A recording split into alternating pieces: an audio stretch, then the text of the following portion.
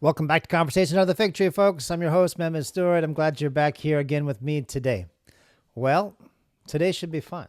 Today's going to be interesting. Today we're talking about the Sharia. Dun, dun, dun, dun, the Sharia. Alhamdulillah. The Sharia. Probably one of the most misunderstood topics in American society. And I recently received a question from a listener about a criminal case.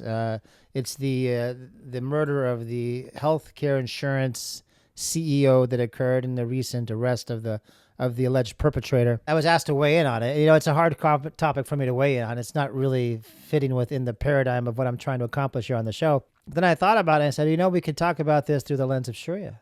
Right? How would the Sharia deal with such a thing? And I thought it might be an interesting way to approach the subject. So if you'll bear with me, I'm going to introduce you to the Sharia generally, and then we'll talk about this case a little bit and see how maybe it would fit within that paradigm. So the Sharia, I called it one of the most misunderstood concepts or things in American society, and I meant it when I said it. It's deeply misunderstood. In truth, the Sharia is not at all what it is made out to be in the popular press, not even by a long shot. The Sharia, as practiced by Muslims all around the world, compared to what you see on television, are almost unrecognizable to each other. They couldn't be more different. And the reaction to it in the media entertains me greatly. It's hilarious.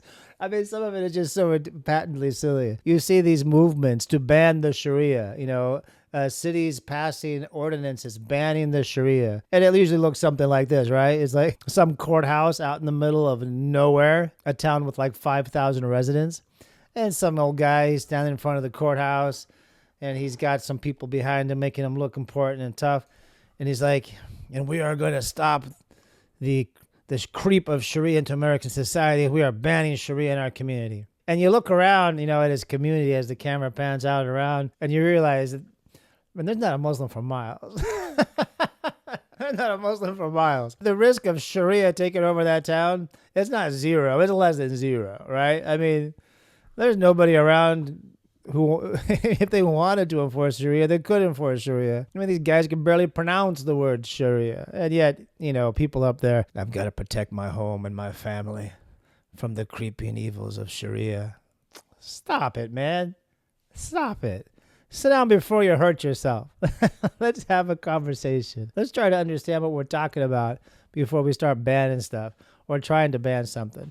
The truth is, banning Sharia is impossible. And for the record, let's just talk about what is the thing that they're trying to ban, honestly. Sharia informs just about every aspect of a Muslim's life.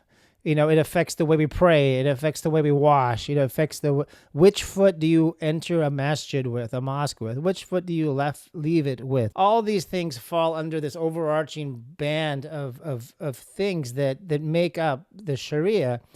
And they inform us on how to do all host of things. The vast majority of it has nothing to do with law in the way that we understand law in the West whatsoever. The parts that do have to do with the law, we'll deal with that. We can talk about that here in just a little bit.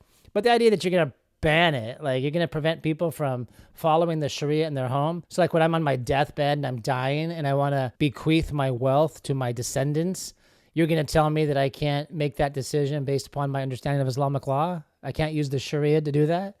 Stop it. Stop it. You're going to hurt yourself, man. Sit down. These people, it's just silly. It's just very, very, very silly. But what are they really talking about? The fear, and I saw lots of headlines on this, especially like on Fox and some of these other news channels that kind of pander to this kind of thing. There's a whole cottage industry that's built around Islamophobia and the threat, I think there's just certain people, they just need to have an enemy to fight against in order to feel good, in order to feel good about themselves and their place in society. They got to have an other. When I grew up in the 80s, my other was the Russians, right?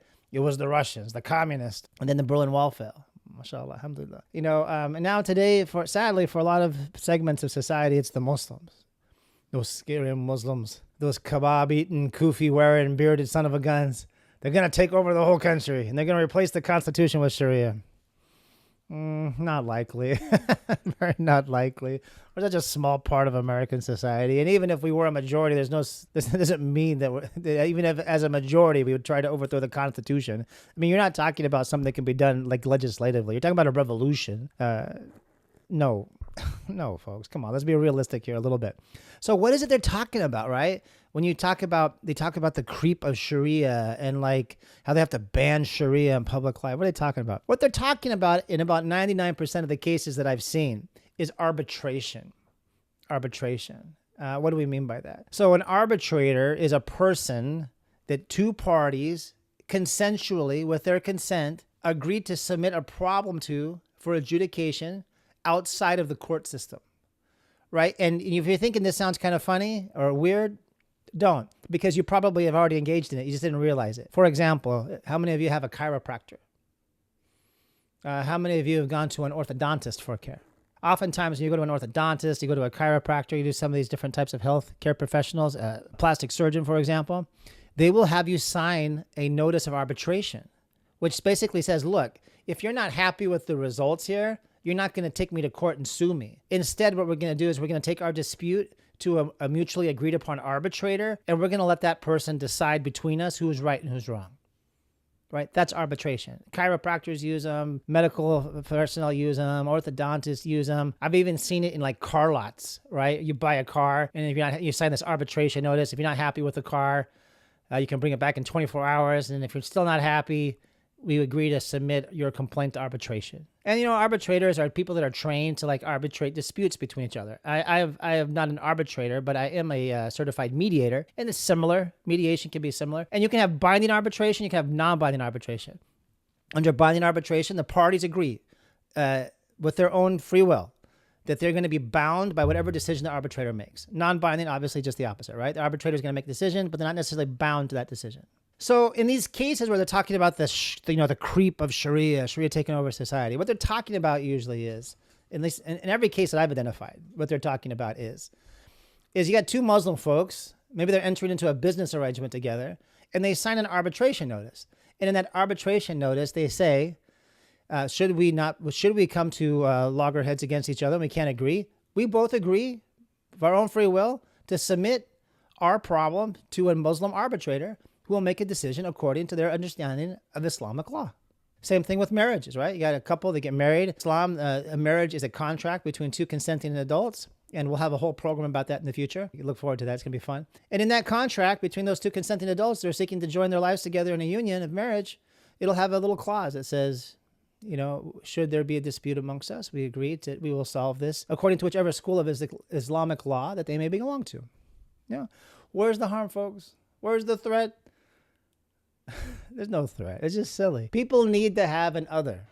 They need to have it. They need to have like someone else that they can like pit themselves against to feel secure in themselves sometimes. It's sad. It's a sad thing about human psyche, but it's true. In the future, we'll do a whole program on that too, talking about Islamophobia and where it comes from and what it means and its historical roots and all of that. But today, let's just stay focused on the Sharia. So the Sharia. So what is this Sharia you speak of, Mehmet? What is it? What is this thing that you're telling me I don't have to be afraid of?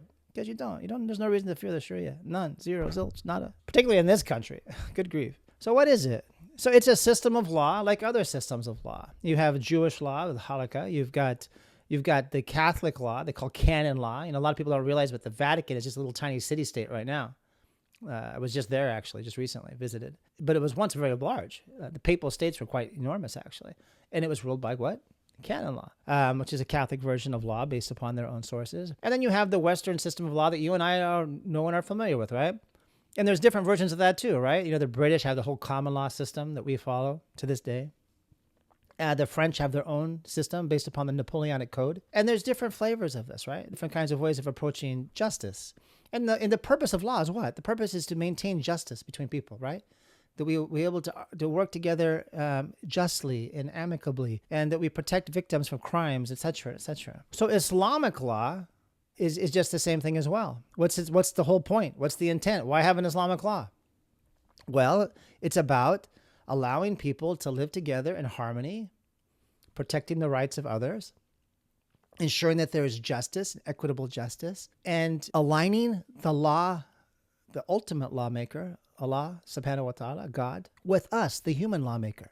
And there's really two Sharias if you think about it, right? There's the Sharia that is the perfect essence, the complete understanding of the will of God that we as Muslims strive to live according to. And then there's the human attempt to understand the perfect will of God that is only within the mind of Allah subhanahu wa ta'ala, that we are striving diligently to try to emulate and to live out upon the earth. Well, what are its sources? Well, its sources are the Quran, the book of Allah. The problem is that there's not a lot of law in the Quran. It deals with some inheritance rights. It deals with some marriage issues. It deals with some of the had punishments, which are corporal punishment, severe crimes like murder, etc. But not a whole lot of law in the Quran. Another one of its sources is the Sunnah, and the Sunnah is this large body of literature and oral and written, passed down from the time of the Prophet into the present day, and it's divided up into what we call traditions. Hadith literature. Hadith comes from speech, because it was originally an oral tradition, that are passed down in chains of narrators that we call isnad. And these chains of narrators, they go all the way back to the Prophet. So it would look something like this: Abu Huraira radiallahu an heard the Prophet say X, and then so-and-so heard it from Abu Huraira, and so-and-so heard it from that person, who heard it from that person, who heard it from that person, who heard it from that person, who heard it from that person, until the present day, all the way up to our present day. So there's a couple hadith that I heard from my professor when I was doing my graduate work on this subject at the University of Washington's Jackson School of International Studies. A fantastic Muslim professor named Jonathan Brown. Don't let the name fool you. He's a good Muslim boy. And he shared with us a couple of hadith where he learned from his teacher, right? So I could actually claim, if I wanted to. Of course, I'm not going to do that. But if I wanted to, I could claim and say, well, I heard from Dr. Jonathan Brown, who heard from so-and-so, who heard from so-and-so, who heard all the way back to the Prophet. And that's the way it works. And there's a whole science, right? And the science evaluates the hadith under, first, the hadith itself. Is the hadith true? Was it something that was actually said or done by the Prophet? And that, number one. And then number two, are the narrators who claim to have this knowledge, sharing it with us, are they truthful? Right? And there's a whole science of the narrators. It's called Ilm al-Rijal, the science of men. By men, it's that big M, like, mankind. There's women included in that M. In fact, one of the earliest narrators or transmitters of hadith was the Prophet's wife, Aisha. May Allah be pleased with her. And so there's a whole system of identifying the hadith. Is it weak? Is it strong? Is it what we call mutawatir? Which means that it's a hadith that's been so widely spread by so many people, there's just no question about its authenticity. And here's the thing. If we know that it's authentic, if we know beyond a shadow of a doubt that it was said and taught by the Prophet, then we trust it. We say, okay, this is what Allah wants because it was what was revealed to his Prophet, and his Prophet revealed it to us. Right? Makes sense. If it's in the Quran, also very clear, right? There's no question about the Quran. We don't have to have a science to determine whether or not a surah or a chapter of the Quran is true or not true. All of it. We accept all of it. Of course, interpretation is where the rub is, right? Because people might look at the same verse and they might interpret it differently. People look at the same hadith and they might interpret it differently. People might look at the same hadith and one scholar say it's a strong hadith and another hadith say, no, it's a weak hadith because of X or Y or Z. So it takes a person who's been trained for years and years and years, decades in many cases, to be able to be so proficient in this science that they're able to give what we call a fatwa, a legal ruling, right? That would form the basis of a legal ruling. And I tell you what, it cracks me up because I hear people, Muslim and non-Muslim, mostly non-Muslim, they're trying to pass themselves off as like experts on Islamic law. And for the record, I'm no expert. I'm not claiming to be an expert. I've had some knowledge. I've had some graduate level training in this area. I don't claim to be an expert. Not at all. Zilch, zero, nada. I have enough information to share with you what's happening here. But I would not even pretend to be a mufti or a mullah or something like this. Someone who's qualified to issue a legal ruling or something in Islam. No, not even close. These are people who've trained for decades. They're not like your brother Mehmet here, who went to school for a couple of years at graduate school. No. Anywho, but I get amused because I see these people writing these books. Glenn Beck, I think, has a book out there. It's complete nonsense. This other guy, Walid Shabat, claims that he was a former terrorist. Give me a break. You start doing a little research about this guy, it's nothing what he claims.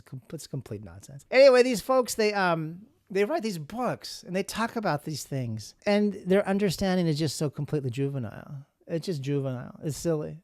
They try to give themselves, like the book by Beck, I think it was. He tried to give himself some credibility by citing this a text from the Shafi legal tradition called Reliance of the Traveler. So somehow, hey, I got this primary source. Now I'm an expert. Sit down, man. Come on.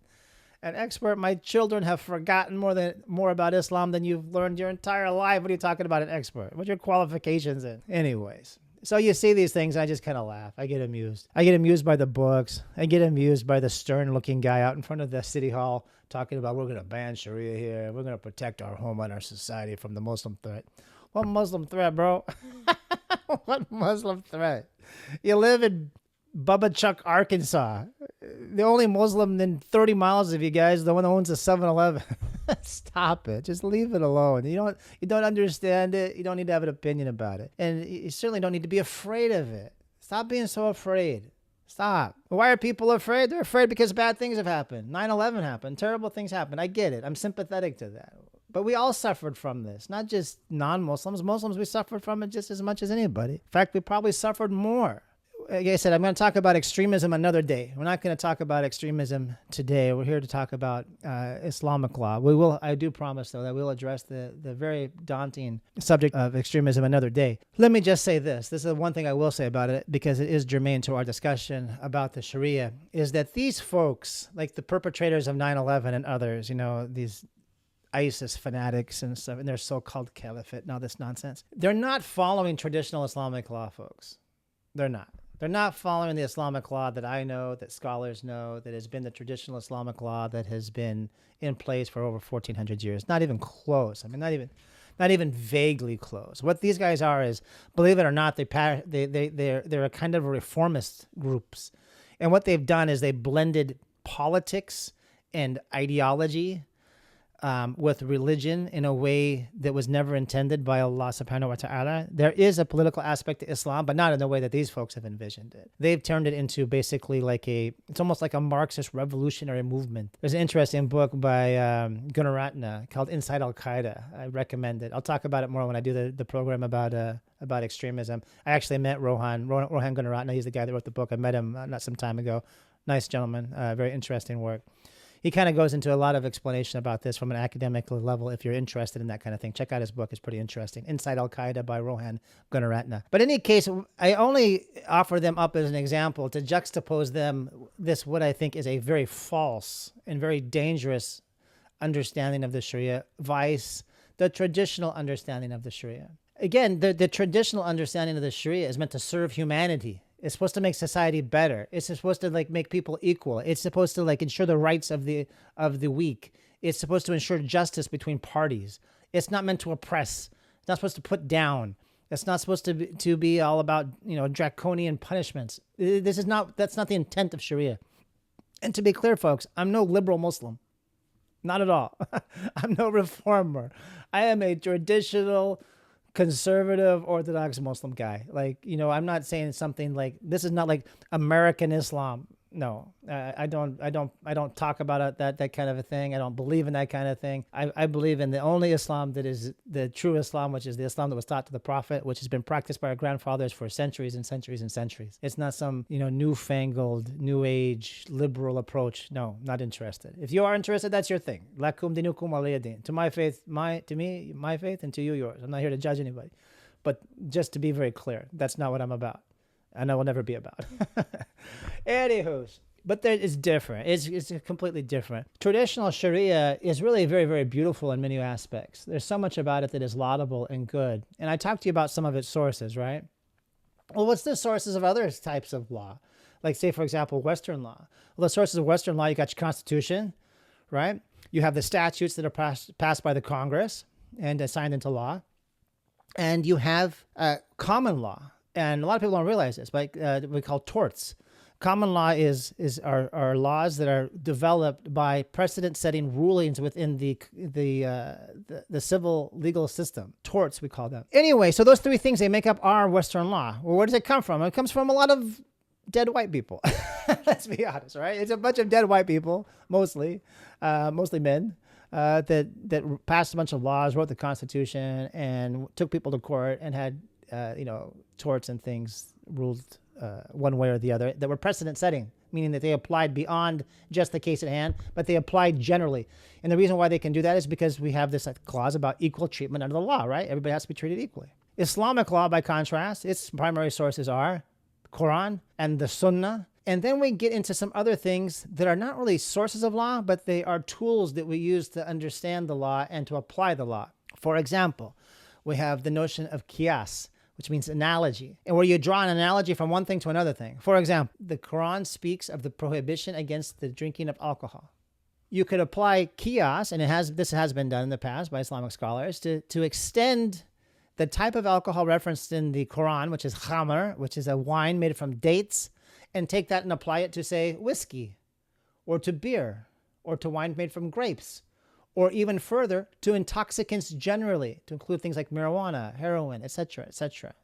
You see where I'm going? And the other way we get there is to what we call ijtihad. Ijtihad just means, the closest translation for ijtihad would be independent judicial reasoning.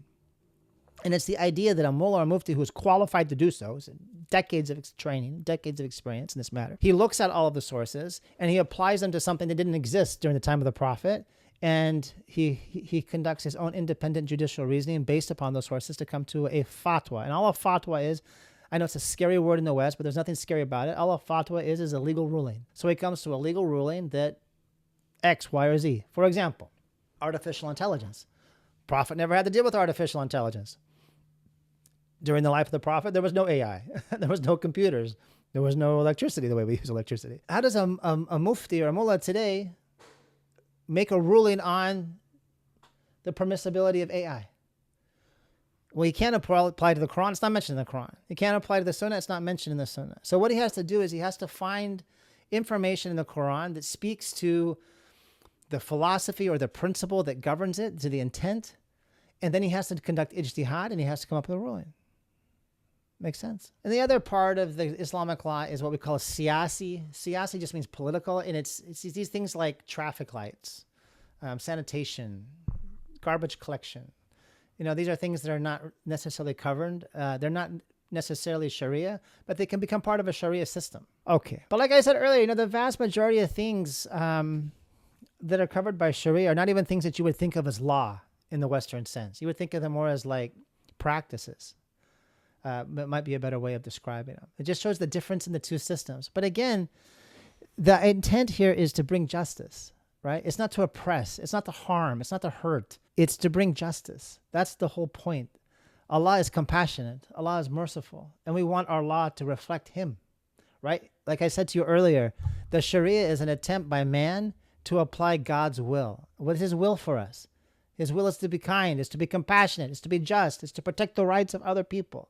That's the point. That's the whole point. And so let me talk to you about how we approached it a little bit differently, because I think you're going to find this amazing. I find it just utterly wonderful, beautiful. I know I use the word beautiful a lot. Forgive me.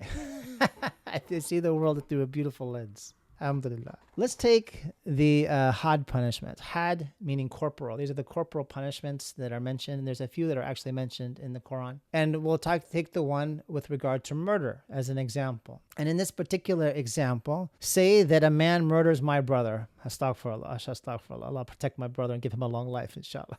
But say, for the sake of example, that someone were to have murdered my brother. Under the Western legal system, who's the crime against? Well, clearly I'm a victim of the crime because it was my family member who died. But who is the debt owed to? Is there a debt owed to Mehmet? No. Who's the debt owed to? The debt is owed to the state, right? That's why when you go to you all watched Law and Order before. The people versus X, right? It's the state, the people against the person who, in this example, committed the murder of my brother. Compare that to the Islamic system. Who is the action against? It's against the murderer, obviously. Who is the victim? I'm the victim. But who is the murderer accountable to? Is he accountable to the state? The people versus the murderer? No. It's Mehmet that he's accountable to, right? It's my family that he's accountable to, right? The crime is against us. It's not against the state. It's against me. It's against my family. You murdered one of my family members. Right? And because of that, the Quran, alhamdulillah, the Quran, the book of books, and we will do a very special program just on the Quran very soon, inshallah. Quran, this book of books, this miracle, truly it's a miracle. And I'm looking so forward to sharing some information with you about it. The Quran gives 3 ways that we can respond to this crime that was committed against my family and I by the murdering of my brother. Figuratively. Figuratively. Allah protect my brother. And so the Quran gives 3 options, right? Because He's accountable to me, not the state. He's accountable to me, to my family, the victims that he's hurt. And the three options it gives us, the first one is an eye for an eye, essentially, right? You killed my brother, and now the state is going to execute you, right? But I get a say in that because I'm the victim here. And here in the West, we get a say in it to a degree. You get to do like victim statements. I get it, but it's not the same level. Like I actually have a vote that counts. In the Western legal system, I don't have a vote that counts. I can try to sway the judge one way or the other by the victim statement, but my vote does not count. In Islam, my vote actually counts here. So I can say, no, he took my brother, state, take his life. Not can take his life. I have no right to take anybody's life, but the state take his life. And then the state would execute him. The second thing that could be done here is that I, as the victim, the family of the victim, could demand that the guilty party pay a penalty called diya. And in the West, they translate this word to mean blood money. It's a terrible translation. There's no word blood, neither the word blood nor money in the word diya, but that's how they translate it. What does it mean? Well, it means, look, you have deprived me of my brother for the rest of my life. I will never again see him in this life. I will not be able to have his association. I will never be able to hug him. He'll never come and hug my children. If his wife, his widow, will never again benefit from the support that she provides to him. His children will be deprived of a father. You have to pay for that. You have to compensate me for that. And so I'm going to tell the state, don't execute him. I forgive that. But he owes me compensation, significant compensation. I know this probably sounds a little strange to some of you, but this is the system. And if you understand the intention behind it, it makes perfect sense, right? The person is still being punished because they're going to have to compensate me. And then my family who's lost someone, we benefit directly, not the state. The state doesn't need the money. His widow needs the money. His children need the money. They need to go to college, and they don't have a dad to help pay the bill, right? So I could say, no, forgive him from death penalty, but I want him to have to pay. He has to compensate us. It's called diya. And then the Quran gives us the third option, and this is just so beautiful. This is where you get to see what Islam really is. This is where you get to see, I call this the Muslim test. How Muslim are you? The third step, the third option here is forgiveness. Forgiveness. I can say to the judge, I forgive him. I relinquish my rights. Let him go. Maybe he will become a good person. He will sin no more. He won't hurt anybody else. And brothers and sisters, friends and family, listeners out there in the world who listen to this podcast, it happens. It happens. You can Google it. You can go to YouTube. You can watch it. There was a program not long ago. This young Bangladeshi man, his son was killed. And he's in an American court of law, and he's doing his victim statement. And of course, it's no Sharia, right? It hasn't creeped. Stop for that. No, it's a Western court. It's a Western court of law. And he says to the judge in his victim statement, he says, I would like to address the man who murdered my son. And he turns to the accused and he says to him, I forgive you. You did a terrible, terrible thing, but I forgive you. And I hope that you will be a better person. And I hope that you will change and that you will repent. And that you will understand the mercy of Allah that I'm extending to you. I hope you will extend it to others in the future. This sweet little Bangladeshi guy, Bangladeshi man, older man with his white beard and his traditional clothing, is sitting in that courtroom. And he looks like he's just this little person. But then he talks and you realize that he's 1,000 feet tall. He starts talking, you realize that's what a man looks like right there. That's a man. That's a Muslim man. I would like to meet him one day. I would like to meet him. If I meet that brother one day, I will take him and I will embrace him and I will say, thank you for showing us the way. Thank you for showing us what it means to be a Muslim. Thank you for showing that Islam is not just about words. It's not just about rules and rituals. It's about having a heart that reflects the mercy and compassion of Allah subhanahu wa ta'ala and applying it in your life. When it hurts you the most, right? Not when it's easy to pay, when it's hard to pay, when it hurts to pay. This man lost his son. Hasha astaghfirullah ya sittar. I can't imagine the grief he went through. And yet, because he was a Muslim, because he had a heart that was full of the love of Allah subhanahu wa ta'ala, he turned to that oppressor, that aggressor, that man who killed his own child, and he said, I forgive you. I forgive you. And I pray that Allah forgives you. And I hope that you extend the same mercy that if I extended to you, that you'll extend it to others in the future. Subhanallah. SubhanAllah. That's Islam, brothers. That's Islam, sisters. That's Allah's friends, neighbors, and listeners. That's Islam. That's the Islam that I am talking about. That is the kind of Islam that I'm aspiring to be. It's not even possible under the Western system of law. But under Sharia, there is a room, there's a space for mercy. There's a space for compassion. There's a space for forgiveness. And the person who benefits from is not the state. Who cares about the state? It's the victim, the family of the victim. So what about this guy that murdered this CEO of the insurance company? I know a lot of you out there, maybe you're sympathetic to this guy. You know, you look at the insurance system in this country, how broken it is, and you kind of feel like, you know, this is Robin Hood kind of moment, or Bonnie and Clyde kind of thing or something. I wouldn't address this, but it was a question, and I want to be respectful of my listeners who are taking the time to listen to me. So I'm going to go ahead and answer the question the best I understand it. According to the Islamic law, this person would be in a lot of trouble. The person who murdered this man. Listen, neither you nor me nor anybody else has the right to take the law into our own hands under Islamic law. That's reserved for the state. We get a voice, as I talked about earlier. We get a vote with regard to how what's going to happen to that individual when he's brought to justice. We get a serious vote, not like here in the West, just a victim statement kind of thing. No, we get a vote. But we're not here to be vigilantes, folks.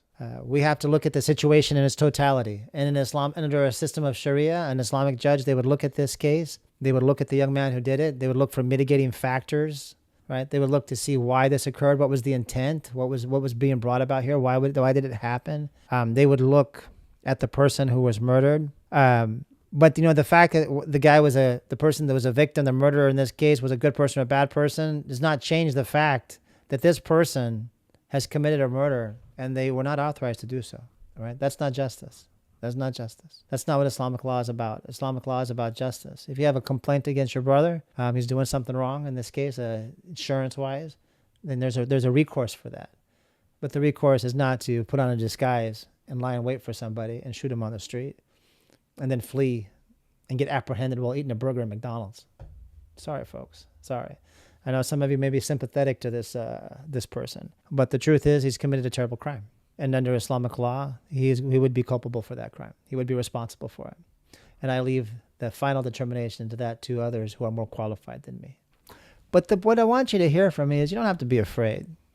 You don't have to be afraid. The traditional Sharia, the Sharia is practiced by the four schools of law of Sunni Islam, Hanbali, Hanafi, Shafi, and Maliki, of the various schools of Shia Islamic law, like Jafri, etc.